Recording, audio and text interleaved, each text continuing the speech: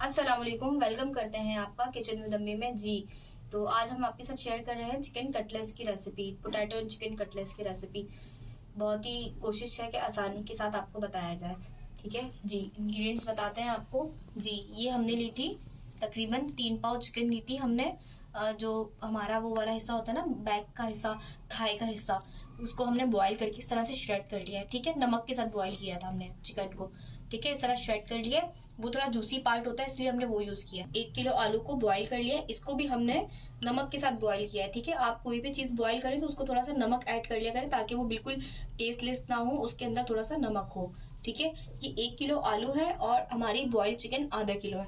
ठीक है, हमने लिया है मैदा 1 प्याली, ब्रेड क्रम लिए हमने 1 प्याली, स्पाइसेस में लिया है हमने, देखिए ये हमने जीरा लिया है, इसको हमने कूट लिया है।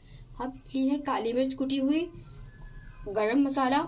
ठीक है, ये आप अपने हिसाब से ले सकते हैं, मैंने ये 1-1 खाने का चम्मच लिया है। ठीक है, नमक लिया है हस्बे जायका, हम नमक एडजस्ट करके डालेंगे क्योंकि दोनों चीजों को हमने नमक के साथ बॉईल किया है। ठीक है, हरी मिर्चें लिए हमने 4 से 5, इसको हमने फाइन चॉप कर लिया। और हरा धनिया लिया है हमने आधी गड्डी, इसको भी हमने फाइन चॉप कर लिया है। और हमने लिया है यहाँ पर मोज़रेला चीज का ब्लॉक, इसको हम एडजस्ट अपने हिसाब से कट करके सेंटर में फिल करेंगे। और हमने लिया है यहाँ पर अंडे 2, इसको हमने बीट कर लिया है। चले रेसिपी को स्टार्ट करते हैं जी। ये हम इसमें पोटैटोज को अपने बॉईल ऐड कर लेंगे।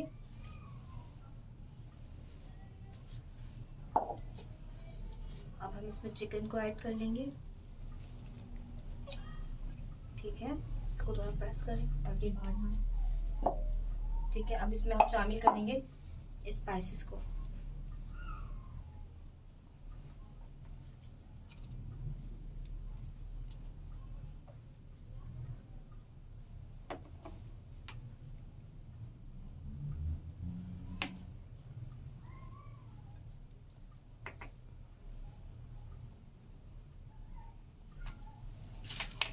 इसको हम अच्छे से हाथों की मदद से मिक्स कर लेंगे।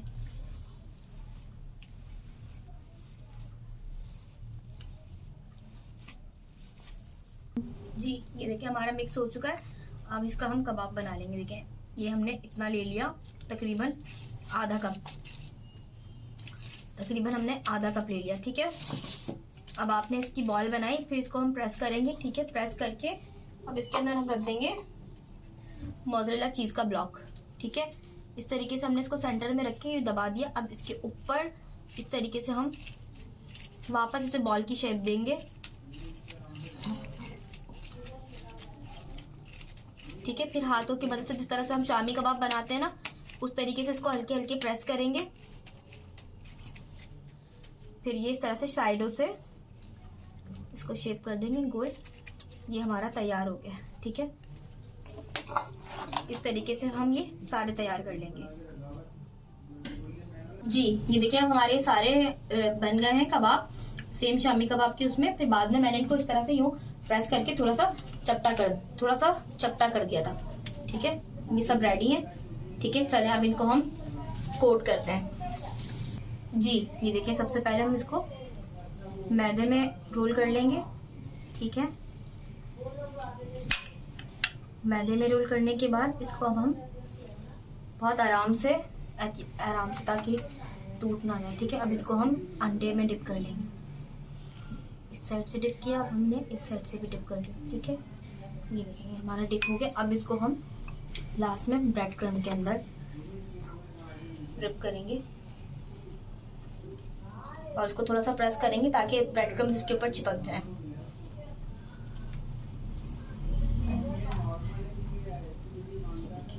ठीक है, इस तरीके से हम ये सारे बना लेंगे और इस स्टेज पे आप इनको फ्रीज भी कर सकते हैं जी।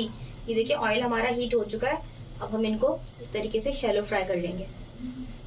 ठीक है, बहुत ज्यादा तेज आंच पे नहीं डालेंगे एकदम से, क्योंकि वरना ब्रेड क्रम्स एकदम से कलर पकड़ लेंगे और जो है ना कबाब सही से फ्राई नहीं हो पाएंगे।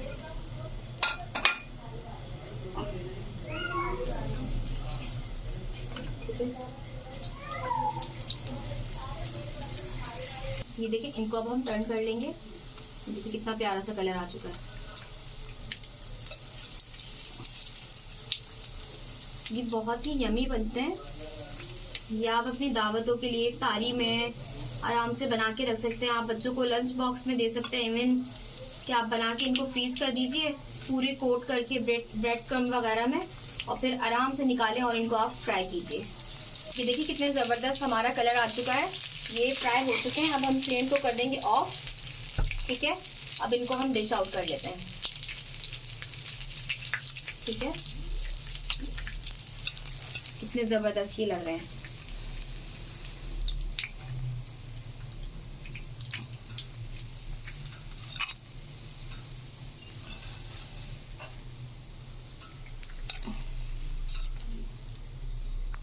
इंशाल्लाह ताला मिलते हैं आपके साथ नेक्स्ट वीडियो के अंदर। हमारे चैनल को लाइक कीजिए, सब्सक्राइब कीजिए।